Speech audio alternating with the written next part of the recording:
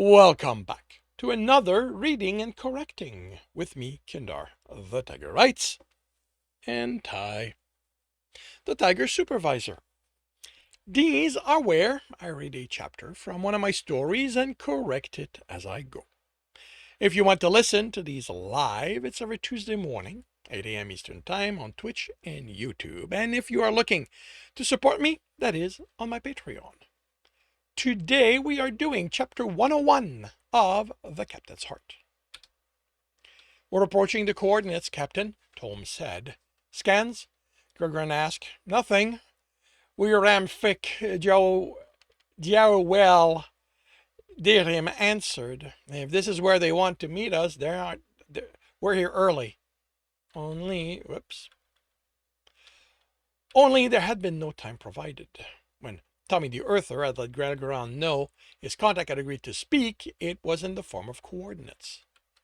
Does this put us in position to receive a targeted comm signal? He asked the comm officer. How targeted are you asking about? Jeremy and Gralgiran answered. Everything spread with distance. If they didn't want to be overheard, and if they don't want to be overheard, an encryption key is better to arrange. The coordinates were well within the unclaimed territory between the Kelsirian and Earthers, but a part with truly nothing in it, so of no interest to either species. The potential for this to be a trap had been raised, but Gralgiran considered the risk worthwhile for potential information on the machine that had hurt Jeremy. It wasn't on his patrol route, so he'd negotiated with other hunter ships to arrange a changeover. As with any time he dealt with captains he didn't know well, it involved agreeing to future favors. He'd had to agree to 5 of them, so that no gap would be created while he reached the border and then entered the unclaimed territory. He brought up visuals. As the scan officer had said, there was nothing. The closest star was a dot he couldn't tell from the others. Why here? When you say there's nothing, do you mean nothing at all or nothing of interest? He knew enough to know that space was not actually empty. Nothing we'd care to bother with, the officer says. Bring up what scans are showing. The visual shifted, and in this spectrum, new dots were added, some large enough for him to tell they were an uneven shape. Captain, Tom asked. Go ahead, pilot. Scan, what's the composition of those rocks? Mostly silicate, decent amount of ferrous, some quasi-organics. How opaque to scans are they? It varies. The denser ones are harder to see through. They'd be the larger one? Well, that's often how it goes. What are you thinking? My understanding is that when looking for the ships, you focus on power output, right? Well, yeah.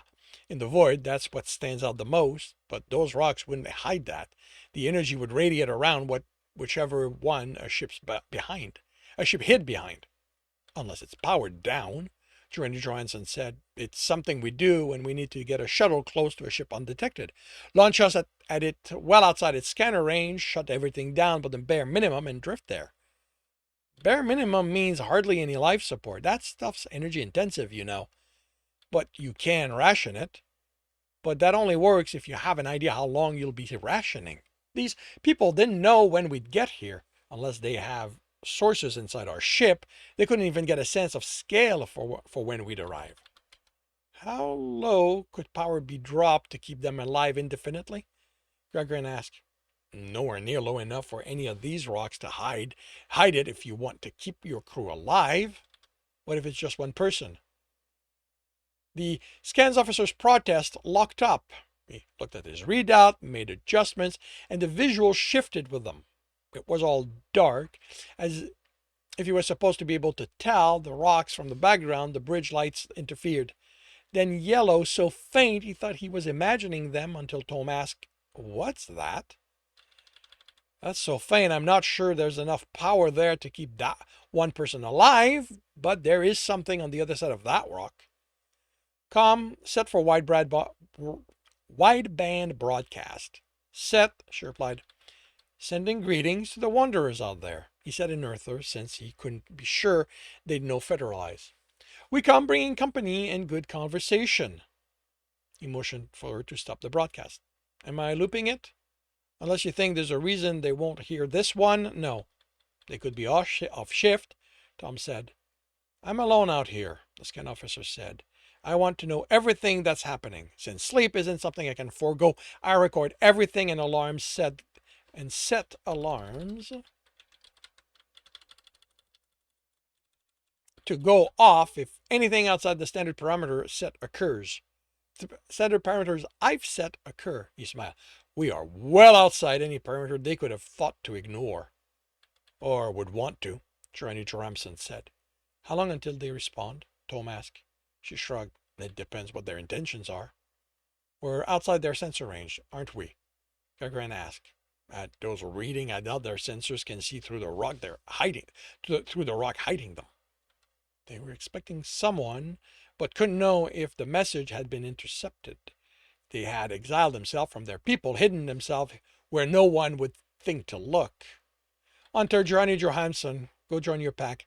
We'll be taking a shuttle there. He sent a message to our beta to get his pack ready, then one to Zerfel. One investigation and one covered up pack should be enough. Then one of the beta and then one to the beta who would look after the ship in his absence. Is that wise? The scan officer asked as she left.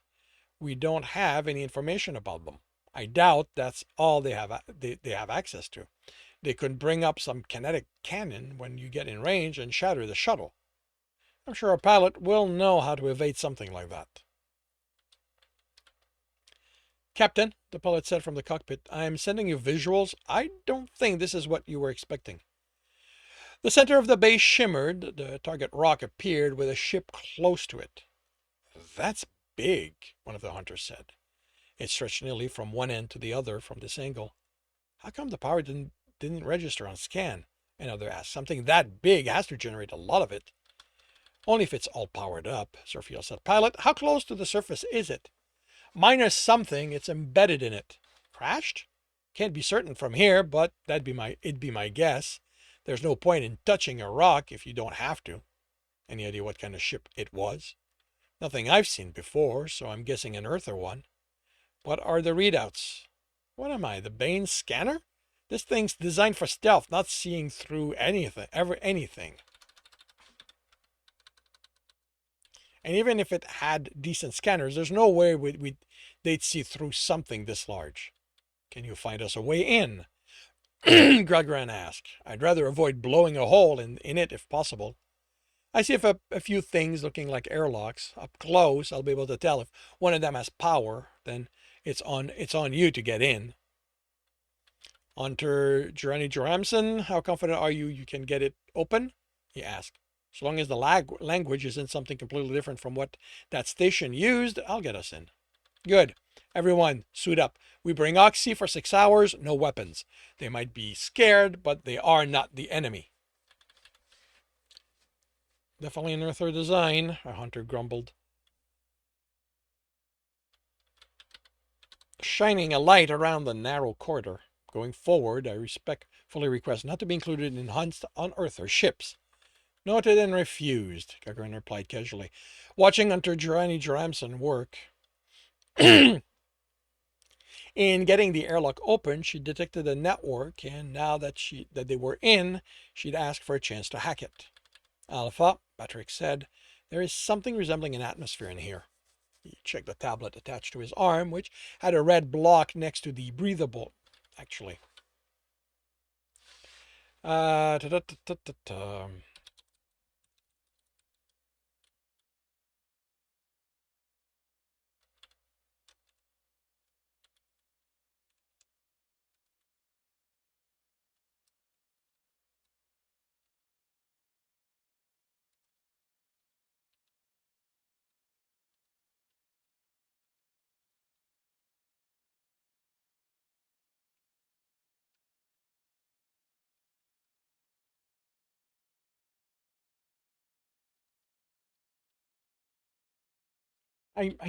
don't actually remember if I set a red as their um, bad color. I know blue is the good color, is the go color. I don't remember if it's red. I that's something I'll definitely have to check when I do the second draft. Since I never noted it in here. Um,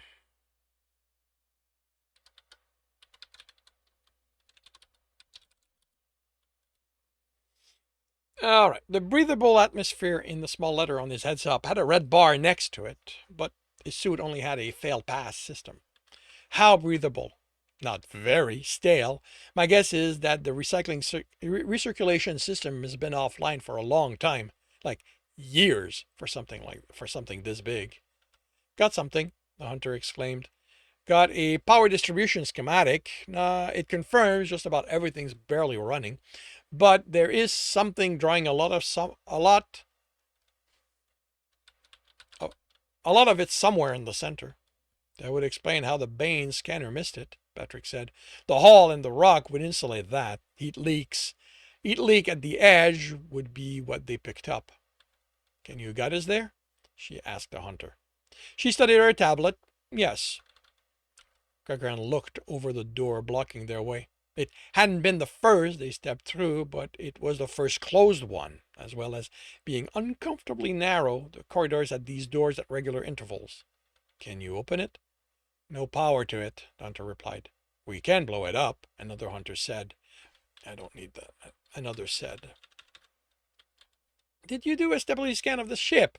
Zorfiel asked. Then let's not suggest anything that could shatter this wreck any further than it is. And doing that would show us as coming with aggressive intent. Gralgiran added. There will be a way around this. Beta Batrix, Gralgiran asked in a private com.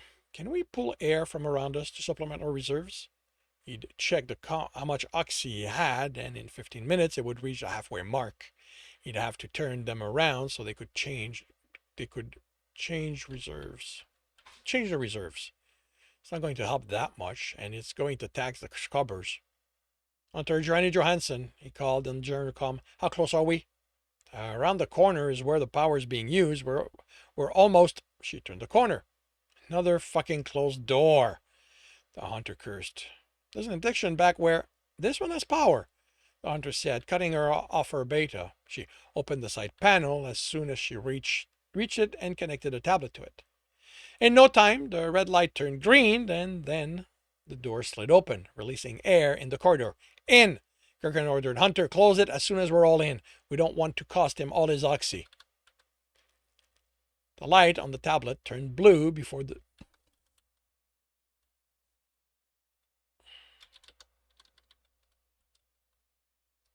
on his heads up turned blue before the door closed. We stay on suit oxy, he ordered. They were in a large room. Its original intent was lost, but someone had repurposed it, or multi-purposed it. Half the room had been converted into a hydroponic system with enough green. The idea of all of it might go toward feeding one person made him sick. This might be enough to see to providing vegetables for all the eateries on his ship. Next to that was a food preparation area with a table and one chair. There was something that reminded him of Jeremy's weight machine. Next to that could be a small lounge. We advance with care, Gralgiran instructed. We don't know where something's powering up. Hunter Jeremy Johansson said quickly. Ceiling. A series of compartments dropped open and muzzles became visible. They didn't have the telltale glow ballads like to add to show a weapon was ready to fire, but Gralgiran didn't need that to know the situation had escalated. I wish someone hadn't told us to leave our weapons behind, Patrick Bill whispered. That's length enough, a digital voice said in Kelsirian. If you move, I will perforate you. And that concludes chapter 101 of The Captain's Heart. If you are enjoying this, please leave a like. If you want to know when the next chapter will be up, subscribe and hit the bell. If you want to read this story, it is available on Ream Story. And if you want to listen to these live, it's every Tuesday morning, 8 a.m. Eastern Time on Twitch and YouTube. Links are in the notes, and with that, I shall wish you a good day.